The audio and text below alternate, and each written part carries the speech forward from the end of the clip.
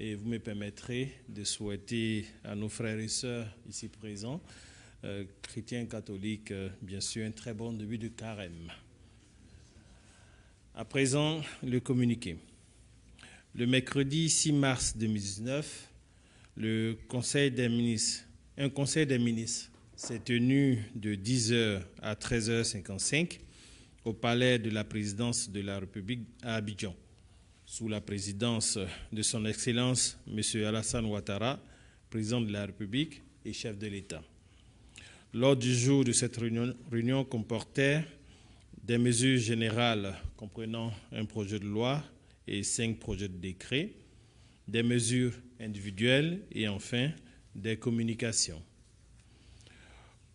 Au chapitre des mesures générales, projet de loi au titre du ministère de la Famille, de la Femme et de l'Enfant, le Conseil a adopté un projet de loi favorisant la représentation des femmes dans les assemblées élues.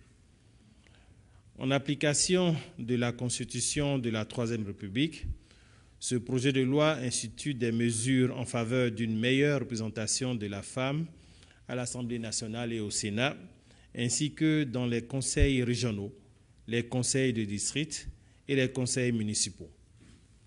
Ainsi, il impose pour les scrutins uninominaux ou de liste un quota minimum de 30% de femmes sur le nombre total des candidats présentés pour les scrutins relatifs à l'élection des députés, des sénateurs, des conseillers régionaux, des conseillers de district et des conseillers municipaux.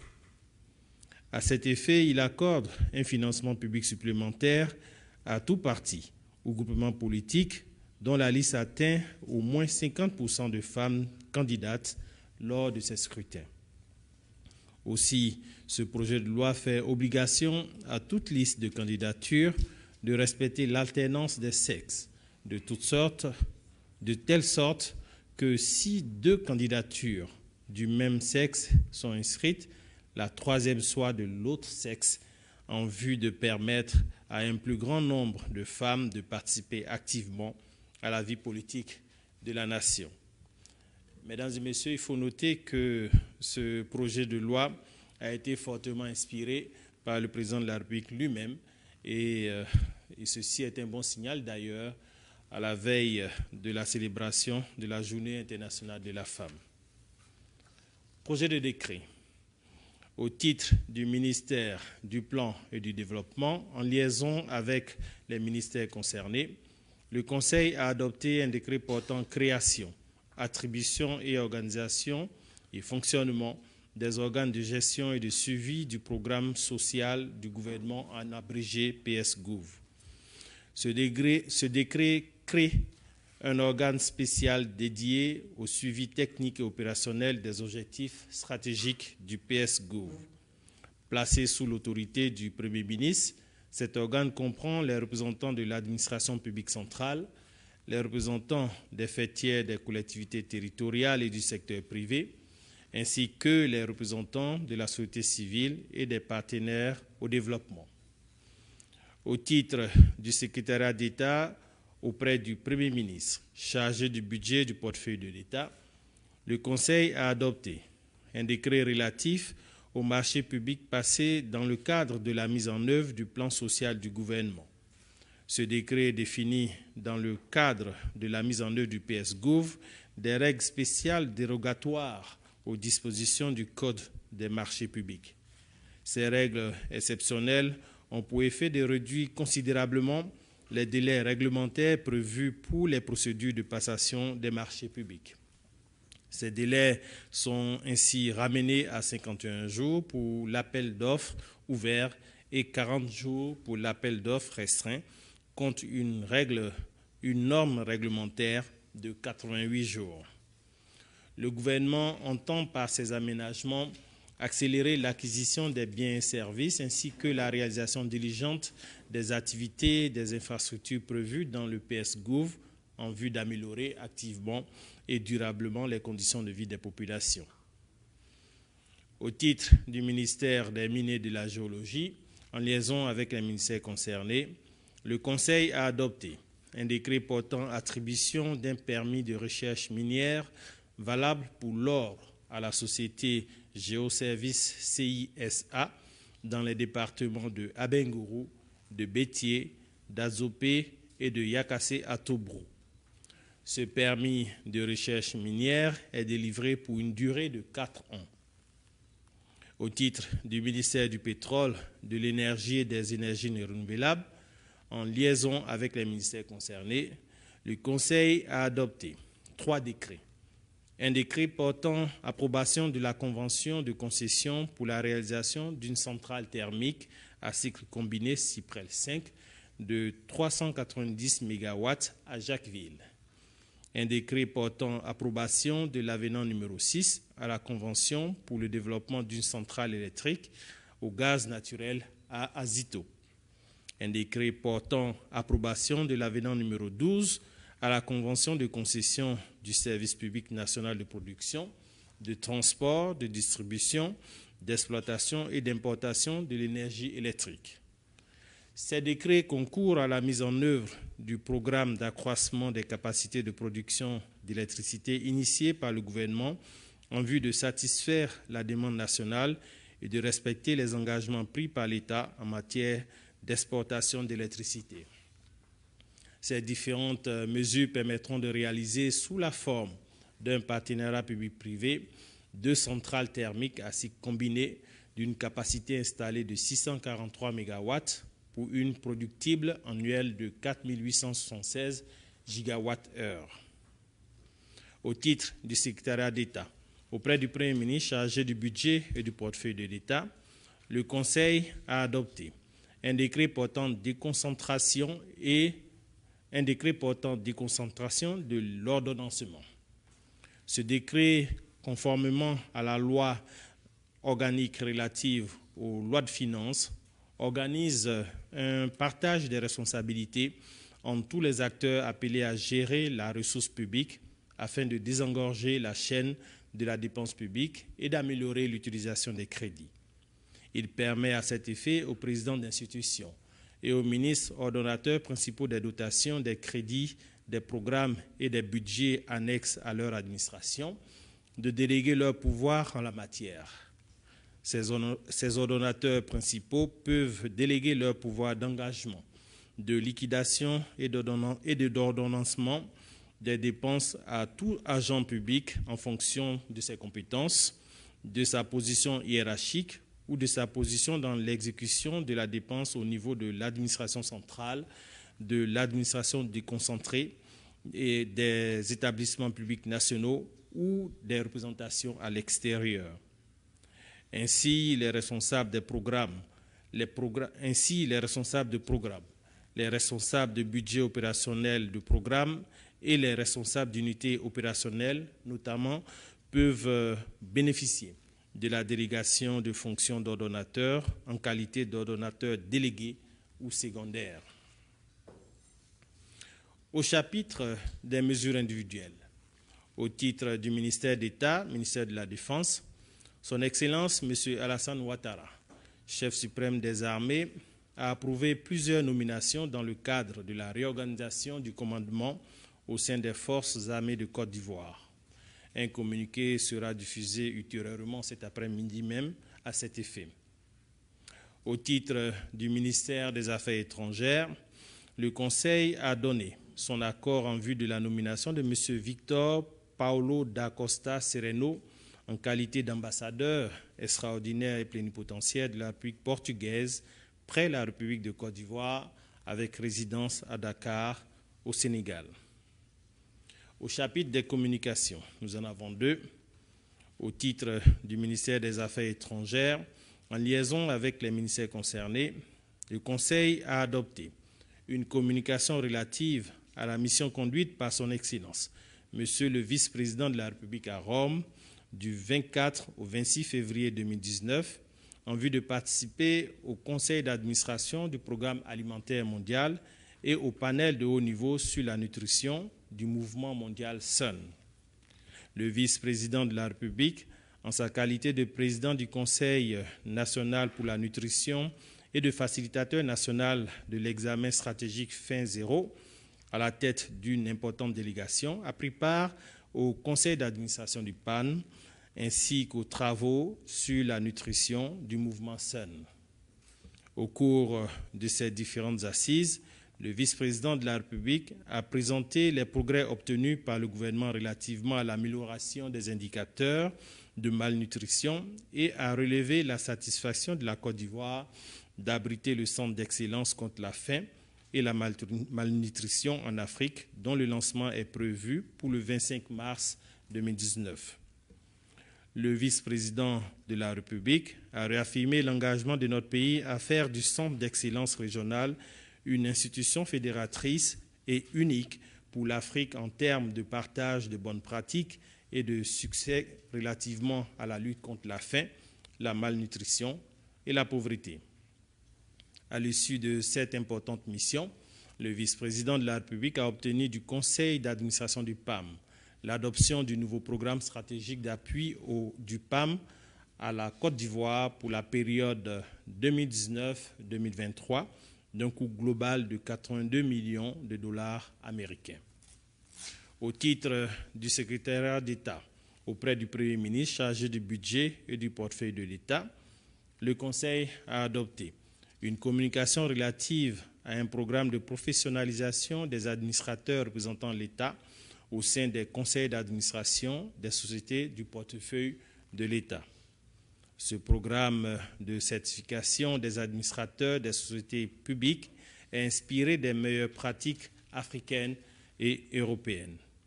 Il prend en compte la responsabilité sociétale et environnementale et vise à apporter des réponses appropriées à certaines problématiques propres au secteur parapublic. Ainsi, il s'agit spécifiquement de renforcer les capacités des administrateurs représentant l'État au sein des conseils d'administration des sociétés d'État et des sociétés contrôlées par l'État en les certifiant à la gestion de ce type d'entreprise en vue de relever la qualité de la gouvernance et assurer de meilleures performances aux sociétés du portefeuille de l'État. Ce programme de certification est obligatoire pour tout administrateur concerné.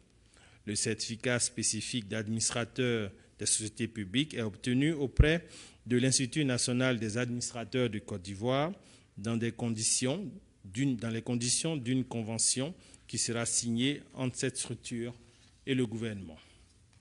Mesdames et messieurs, vu que nous n'avons pas de divers, maintenant nous allons ouvrir le chapitre des questions, bien sûr en commençant par les questions en lien avec le Conseil, le compte-rendu du Conseil des ministres, avant d'aborder les points divers.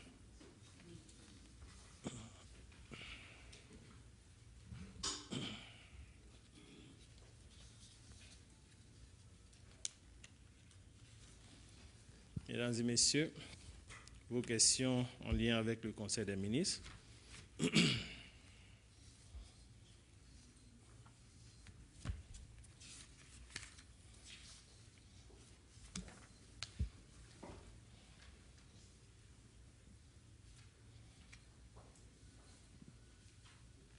Monsieur le ministre. Bonjour. Je suis Ténévé Ousmane du quotidien Génération Nouvelle.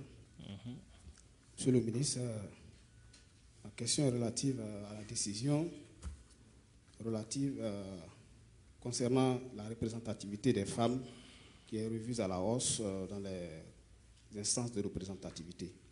Je voudrais savoir s'il y a la possibilité de connaître l'état des lieux actuels de la présence des femmes dans les différentes institutions que vous venez de citer. Merci. Merci beaucoup. Relativement au dernier recensement général de la population et de l'habitat de 2014, les femmes représentent environ 48,3% de la population ivoirienne. Et il a été amené de constater que lors des précédentes élections, celui du Parlement, seuls 11% de femmes y sont représentées. Et les conseils municipaux, les femmes ne constituent que 11,33%. Et pour les conseils régionaux, à peine 14,95%, 97% des femmes.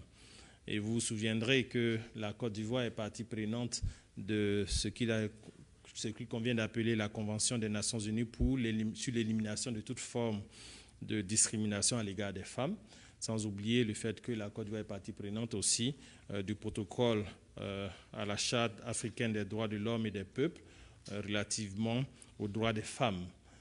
Tout ceci nous ramenant à notre Constitution, la dernière qui stipule en son article 36 que l'État œuvre à la promotion des droits des femmes en augmentant ses chances d'accès à la représentation dans les assemblées élues. Et les modalités d'application de cet article devant être fixées par la loi. Et je pense que le chef de l'État qui déjà, pendant l'écriture de cette loi, de cette constitution, avait marqué son fort intérêt à une meilleure représentativité des femmes, a tenu à ce que cette loi arrive en ce moment bien précis pour pouvoir faire le bon qualitatif que méritent les femmes dans nos sociétés. C'est ce qui justifie d'ailleurs que ces instruments ratifiés et signés par le passé trouvent leur angle d'application aujourd'hui en termes de meilleure représentation des femmes dans nos différentes assemblées élues.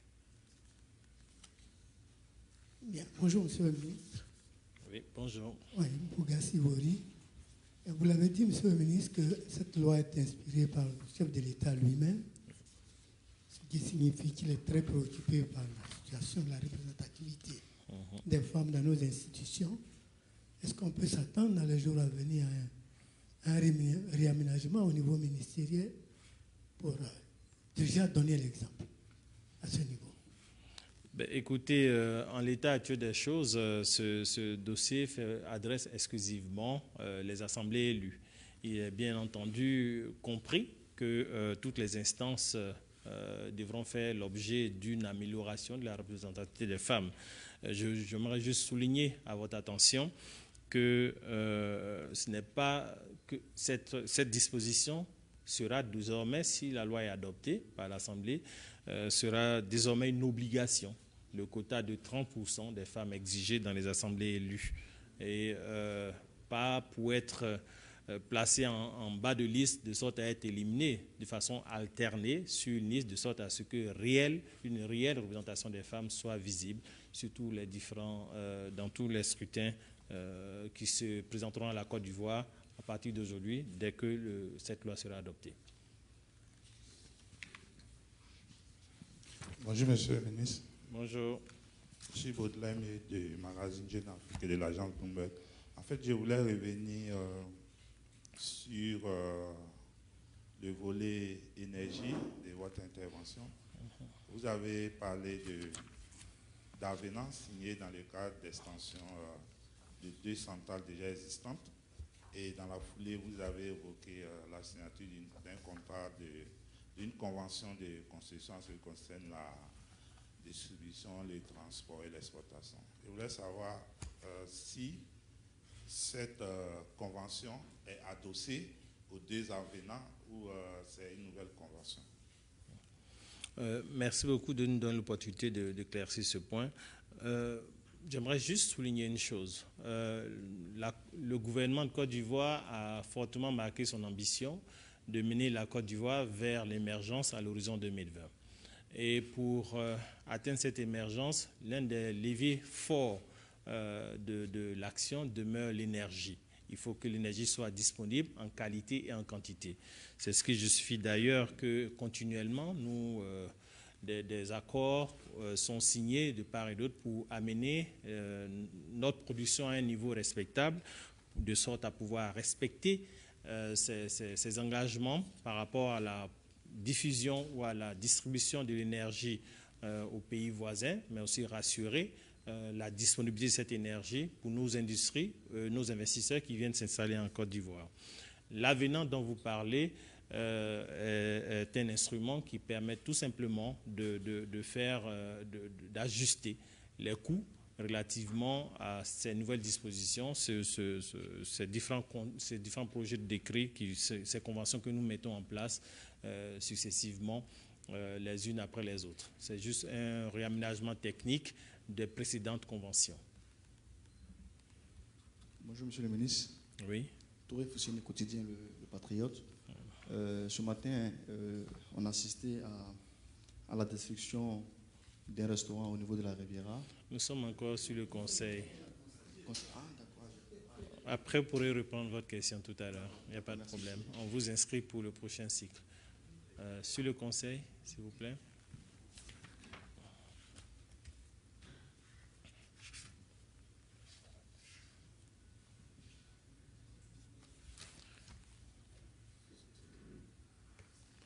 Je vois qu'il n'y a pas d'autres questions, mais j'aurais aimé, par exemple, que mon frère, comment il s'appelle, Fofana, m'interpelle sur des sujets relatifs au conseil, ou bien Marcel ou Dimitri. Mais en tout cas de cause, vous me permettrez de faire un levier supplémentaire, de focus sur un sujet qui me tient aussi à cœur, qui tient au cœur du gouvernement. Il s'agit du plan social du gouvernement. Donc, sur le plan social du gouvernement, j'en ai parlé tantôt. Il a été validé un projet de décret portant création et attribution et organisation des organes de gouvernance du plan social du gouvernement. Vous vous souviendrez que le plan social du gouvernement, c'est ce dispositif qui permet d'accélérer la mise en œuvre du PND 2016-2020, dispositif qui a dans son déploiement près de 56 mesures prioritaires et 12 mesures phares à impact rapide et immédiat. Nous avons eu l'occasion à plusieurs reprises d'en parler. Mais il faut insister là-dessus. Je pense que l'une des questions qui nous revenait très souvent, c'était de savoir comment est-ce que nous pourrions nous rassurer de l'impact réel de ces différentes promesses du gouvernement vis-à-vis des cibles, des populations vulnérables.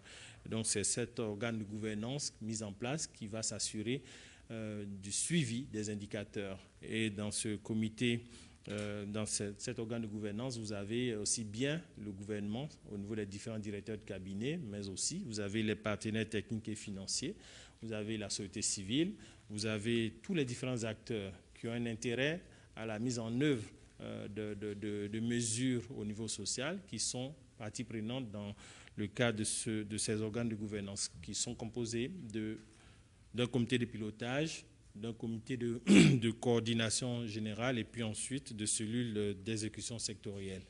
Régulièrement, le Premier ministre, avec ses outils, aura un tableau de bord de suivi de tout ce qui est mis en œuvre à l'attention des populations. Donc pour moi, il me semblait important que Dimitri relève ce point, mais bon, il ne l'a pas fait, c'est pas grave, je le fais à sa place. Merci beaucoup. Ok, nous pouvons aborder le point divers maintenant, s'il vous plaît. Il y avait une question diverse là. Monsieur le ministre, donc je disais qu'il y a en ce moment une opposition des jeunes à Cocody Riviera concernant un restaurant. Il y a un jeune un jeune Ivoirien qui est entré du pays, qui a installé un restaurant. Le gouvernement, selon ce qu'on a appris sur les réseaux sociaux, a demandé la démolition parce que le jeune voulait agrandir son business et le gouvernement a demandé de détruire. Monsieur le ministre, qu'en est-il exactement? Le gouvernement qui prône l'entrepreneuriat aujourd'hui, pourquoi cet acte envers ce jeune Ivoirien qui a décidé d'investir en Côte d'Ivoire? L'entrepreneuriat, mais pas à tous les prix. Parce qu'il ne faut pas oublier que je crois que c'est Texas Grill qui a été détruit d'ailleurs à la Riviera 3. Ce restaurant était installé dans le domaine public. Le principe d'être installé dans le domaine public appelle à la précarité. Donc ça veut dire quoi? En somme, quand vous êtes installé dans le domaine public, vous pouvez vous attendre d'être déménagé à tout moment pour des raisons spécifiques de sécurité ou bien de pollution spécifique. Donc, en la matière, le monsieur, je crois, le jeune homme n'a pas eu d'autorisation pour s'installer à cet endroit. Et je pense que cela lui a été notifié à plusieurs reprises. Et c'est bien sûr la conséquence de la suite après les notifications de déménagement. C'est la suite qui s'en est suivie. D'autres questions, s'il vous plaît? Bonjour, Monsieur le ministre. Je suis Cyprien Kwasi d'Abidjan.net. Alors, Monsieur le ministre, pratiquement un mois et quelques semaines que nos écoles restent fermées. La semaine dernière, il a été annoncé que les cours allaient reprendre le lundi. Le terrain nous a laissé voir que nos enfants ne sont pas à l'école. Pourquoi cela n'a pas été objet de discussion en Conseil des ministres aujourd'hui? Ce sujet est toujours en discussion. Le gouvernement veille et a intérêt à ce que ces enfants aillent à l'école. Donc, mais par contre, permettez-moi juste de corriger, à l'université, l'école a repris. L'école a repris. Les gens vont à l'école. Il reste tout simplement quelques points à stabiliser avec les différents syndicats à l'effet que la reprise qui a été constatée soit continue, qu'il n'y ait pas de rupture. Ça, c'est à l'université. Pour l'éducation nationale, les cours aussi ont repris. Même s'il y a certains endroits, nous constatons quelques retenues, mais ce sont des poches qui sont en train d'être traitées en matière de discussion avec les différents acteurs pour les amener à reprendre effectivement. Donc, il ne faut pas être pessimiste. La tendance est bonne et c'est seulement cette semaine, d'ici la fin de la semaine, sinon la semaine prochaine, je pense que tout sera sur les rails pour nos différents enfants. Bonjour, Monsieur le ministre. Bonjour. Lassina Fofana, le jour plus. Monsieur le ministre, les Dieguélé, le Boujali, le Zaouli et Grand Bassam sont déclarés comme patrimoine de l'UNESCO. Et il a été mis en place un comité d'éveil de surveillance de ce patrimoine-là. Mais aujourd'hui, les animateurs se plaignent que rien ne leur est donné pour faire le travail. Et ce qui aurait amené à la destruction d'un immeuble à Bassam. Est-ce que ces animateurs aujourd'hui auront leurs moyens pour travailler? Je pense qu'il ne faut pas lier les deux. La destruction de ce bien culturel à Grand Bassam n'avait rien à voir avec la supposée ou bien les manques de ressources que vous signalez chez les différents animateurs. Ce qui est condamnable d'ailleurs, la destruction de ce bien. Quand un bien classé patrimoine de l'humanité, nous devons tous protéger ce bien, quelles que soient les contraintes spécifiques que nous pouvons vivre relativement au traitement, etc. Parce que ce n'est pas un bien qui nous est dédié exclusivement en temps propre, c'est un bien pour les générations futures. C'est une obligation. Mais relativement au problème que vous posez, je vais poser la question à mon collègue de la culture pour en avoir le cœur net et nous vous reviendrons. Merci beaucoup. D'autres questions? Madame. Catherine Heuillet, l'agence Bloomberg.